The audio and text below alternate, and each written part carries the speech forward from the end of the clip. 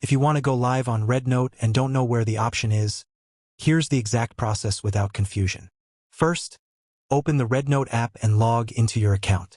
Make sure your profile is complete because new or inactive accounts sometimes don't get live access immediately.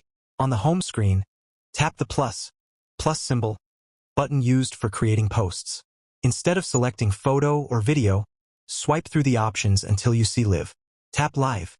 Now set up your live stream. Add a clear live title so people know what your stream is about. Choose a category if the app asks for one.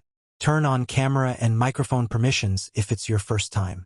Before starting, check 3 things: good internet connection, proper lighting, and clean audio. Bad quality kills viewers faster than anything else. When everything looks ready, press go live. During the live, talk immediately. Don't wait silently. Pin comments, reply to viewers, and keep interaction going because RedNote pushes active streams to more people. To end the live, tap Finish or End Live at the top of the screen. The app will automatically save your stream summary and analytics. This video is only for educational purposes.